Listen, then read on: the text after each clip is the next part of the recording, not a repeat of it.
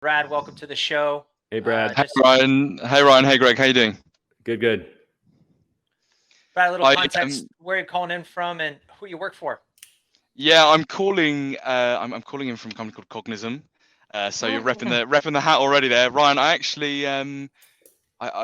we've done this before, one of the stop-start ones, and that went quite well. So I thought I'd hop back on and see if you've got any more tips for me. So yeah. How can I start? Just start with my opener, or? Yeah, it'd be awesome if you are open to it. Let's walk through your framework. Let's mock a call. I won't grill you on the start, stop, repeat. But we have Woodward here now, so we can look at what you're doing today and maybe offer some suggestions around bringing in some more BS to your framework to see if that helps you out here, if you'd like. Okay. Yeah, amazing. That'd be great. So do you actually have your script written out as well, or is this? When I started, I wrote it out. I think now, from making 100 calls a day for however many days, it's sort of imprinted on the back of my eyelids. So I'm happy to jump straight in if you guys are. Do it. Yeah, we can definitely do it. Hey, this is Ryan. Ryan, hey, I'm gonna be honest with you. This is actually a cold call. Do you want to hang up now? Or give me 30 seconds and then decide. You got a couple minutes. I respect the hustle. What do you got? Yeah, a couple minutes. Appreciate it, right? Well, typically when I speak to sales directors like yourself, they normally tell me perhaps they're frustrated. The team have got all the gear they need to succeed. They're just not speaking to as many decision makers as they could be. And Ryan, they normally tell me it's one of three things, right? Either one, they don't know who to speak to in the companies they're targeting. Two, even if they know exactly who to speak to, they can't get numbers or emails for those people. Or actually, sometimes they've got all of that in place. It's just not giving them the results they would have hoped for. Maybe wrong numbers, emails, that sort of thing. But I've got a funny feeling, Ryan, you're probably going to tell me now not a word there really applies in your world for your team. All right, I'll stop there. Thanks for sharing that with us. Let's take it to the Woodward over here. What do you think on the approach? Well, I'm just keep looking down just so I'm taking notes. I don't think I'm not listening. No. Who's the persona? Is it a sales leader that you're calling in that example? Yeah, in that example, yeah. Okay. They tend to be a little bit more playful, so the intro in that case would probably be okay. I mean, just everybody has their own style. You have a nice delivery style, so if you took that script and gave it to someone who had a more mechanical delivery style, it would be a disaster. Just the intro would be. It would sound awkward and weird. You were fine with it. If it weren't a sales leader, I'm like, let's just make something up and say it was like an HR leader. I wouldn't use that intro because it's starting with the word. You want to avoid the phrase "to be honest." I mean, the way you used it was a little different, so it was okay. But it basically will convey. It kind of jarred me a little bit if I were the prospect, but in this application, I guess it was okay. I see what you were doing there. I mean, I think it was okay. I mean, it's not an approach that I would use just because my delivery style is different. You were going for the way that you were asking questions was really disarming, I guess. I mean, because you were kind of going for no, and is that disarming? Is that disarming good or disarming bad? No, it's good. It's good because if to give you an example, this entire call, you're still dealing with an emotional decision process. So if you ask somebody point blank if they're interested in something, it's a ton of resistance. Yeah. Any kind of question where you want the answer to be yes to is going to have a ton of resistance. It doesn't matter what the question is. Do you have a minute? We'll have a ton of resistance. So we use context to diffuse that yes question. In your case, you're using the way you're asking the question as a diffusing method. You're basically going for no. I don't suppose, or I don't expect that. Make it easy for them to say no, but keep them in the conversation. Ryan, what did you think? I'm curious.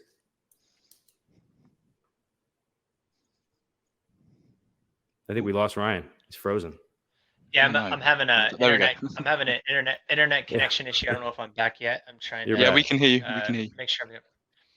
Yeah. So the framework you're running right now, Brad, is very Sandler-esque. The folks at Sandler that I do the live show with run a very similar framework, and I really enjoy it. I heard your use of but there on that transition at the end too into the question, which was great. I'm not sure if there's a way to think about trying to add in some of the but so's when you move through the three statements you have. And if you were to go back and look at what we shared today and see if you can layer it in there, there's a stage in there where I was getting a little bit lost. on maybe the second use case, right? When you start to say like, I'm already tooled up, and I was like, okay, get to the point. So layering in a but and a so there might actually work pretty well. But I think just like in our start, stop, repeat session that we had done together, what I love about your approach is that it is you. It feels authentic. Yeah, it does. You've got a lot of energy, and it's not forced, right? It's for the right person, very conversational. That monologue section, which is what we're here to talk about today, is a little bit long. Yep. And if you're finding that some folks are getting lost halfway through, that maybe interrupting you, like, yeah, we're good, that type of thing that might start happening. No, yep. Trying this layering in of some buts and some so's, or a but and a so, before you get to that last open minute question, might do you some justice. But I really do think that that approach works pretty well. I see the Sandler guys pull it off often, and you're not as slow and deliberate as like Jake Alba, who runs that thing, which can get really long. So layering in there would be pretty powerful. But that's the Brad. What was the question you asked again at the end of the script? At the end, I said I've got a funny feeling you're probably going to tell me now. Not a word there really applies. Why'd you ask? Okay. No, I like that question. I mean, I was wondering if we could use a question where you don't care what the answer is, but the truth is like, I don't think you should care what the answer is to that question, because if a word doesn't apply, then nobody's time's wasted. Well, that's it. Yeah, I like that question. I wouldn't change it. Oh, I appreciate that. And actually, this is really useful because I have had a few instances, especially if you're speaking to, I completely agree, first off, Greg, that if I was speaking to someone from HR, they would absolutely tell me no. I don't want to deal with a cold call. I even get it with marketing people sometimes. We target marketers and they don't respond to it. But sales leaders appreciate it. They appreciate it. The most common response from that one with a sales leader is a chuckle and go on, something like what Ryan gave me. But my question would be is because I've got 3 issues, right, that I'm solving, which is they don't know who to speak to, they know who to speak to but can't get mobiles, or maybe they're dealing with wrong mobiles. How can I, or cell phones, how can I reduce that so that actually I'm getting a couple points across that I can loop back around with questions later to keep a conversation moving, but actually I'm not losing you guys how you were talking about as it is now? If I understand correctly the question, the prospects. I didn't word it very well. No, you did. It just takes me a while to process things in my head. The prospects it's the point. The prospects are having an issue, a problem with mobile. They don't know how to get mobile. Is that? Yeah. So like cell phones, emails, that sort of thing. Yeah. That's a question that you don't care what the answer to is if you phrase it correctly. Okay. I mean, that would actually be worth thinking about. I mean, if you don't really care what the answer is, if you phrase it correctly, I mean, I could phrase it in a way where you do care what the answer is. But that would be a good one, because if that's a pain point that most of the prospects that you're approaching are having, you can position it in an open-ended question and just ask them, and it'll get them talking. Okay. And then you can acknowledge part of what they said, and then you can give them an example of a case study or just one value point about someone else. If the value is about someone else, I'm not directing it at you. There really is no resistance, but certainly much less, if any, because I'm not trying to influence you directly, and you're still dealing with that emotional decision process. That's the idea. Yeah. Brian, do you have anything to fill in on that? Well, I think if you take some of the feedback if you're trying to incorporate some of the stuff from Woodward's approach, right? The first thing that you'd want to think about is how can you set some relevant clarity at the front of the conversation around the pain. Like Cognism is what, right? You're providing mobiles, emails, contact information for sales teams. Like come up with again, you got to take some time to really get that right for each persona, but try to see if you can have a relevant clarity statement there to set it. Like, okay, I get what this is. Cognism, we are the preferred data vendor. That's too buzzwordy anyway, but we are the data vendor for sales teams, right? Whatever, right? Yeah. We provide great data for sales teams or something like that. And maybe great's not even the right word there, but you get my point. Yeah. Now, once you've set the clarity, as you get into your the value pitch section of this, which you're basically saying, when I speak to someone, they're layering out these problem statements. You can try to move that back into more of the kind of how you know how this is what most people have to deal with.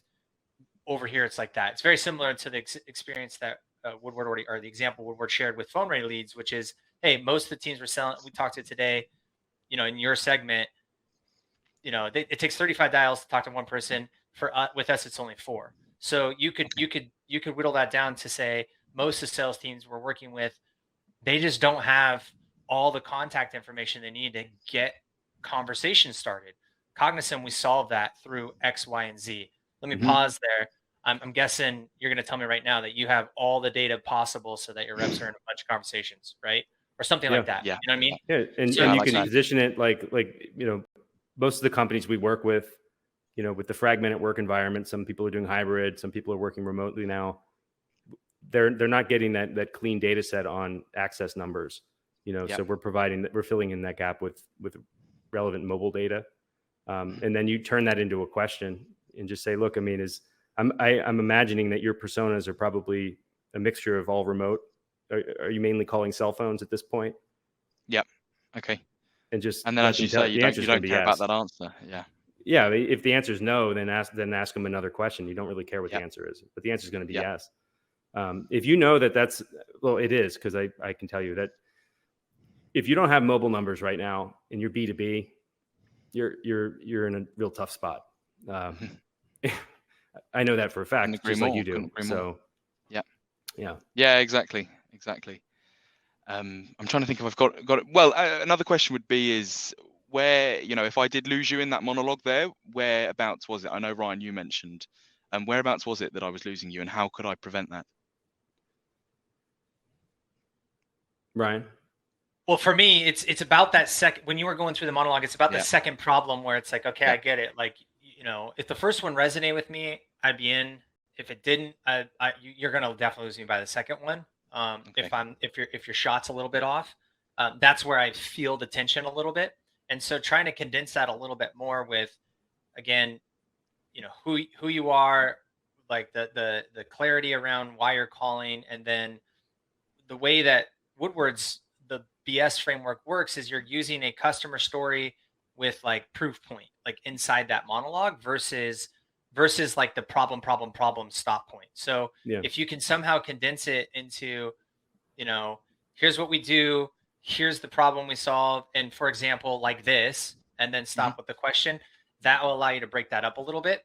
But I'm not saying you have to make that move. I think that if you use the strategic but and a so in the transition between the two of them, you might be able to keep them around for a little bit, right? Yeah. So I speak with sales leaders often, and they tell me a couple of things. The first is boom, but other times they tell me, exactly, such and such.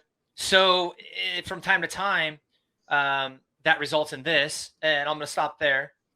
But if I would have to look at that a little bit, but it's hard for me to answer the question without seeing the script up. But I think I heard a but in there. I believe it was when you went to the question, which is when it popped for me too. I was like, but I've got a feeling, yeah. I mean, so if I had the script up on the screen, I could provide a little bit better, accurate feedback than this. But I think what Ryan is saying is just try and cut it up a little bit more with one more but or one more so, and anything that's not critical, take it out, just to try and shorten it. But it's I found it to be relatively digestible. I did lose you in the middle, but granted, in your defense, I was listening for like 4 or 5 different things and taking notes while you were doing it, so I was kind of distracted anyway. I mean, your delivery style really works with that approach. I appreciate that. Okay. Yeah, and that's an important point to make, because if you took a script that worked really well for me and you handed it to someone else that has a different delivery style, it's not a good fit for them, and so you have to adapt things to the way that you sound. And the best way to do that is listen to your call recordings, just to kind of hear what your range is and what sounds, elegant coming out with your delivery style on a script, and making changes to that script to fit it. Most people don't do that, and they should. Yeah, I mean, we work on there's 50 people in our team, and they're all trying different styles, and you think that person's definitely wouldn't work with that person's approach. So I think it's, once you've found something that works for you and you're confident delivering that, you have some success, there's still always room for refinement. I mean, this is what learning from you two is really helpful. So thank you for the tips. Awesome. Yeah, thanks for jumping on, Brad. Keep up the great work and report back on how things go. If you thanks, Ryan.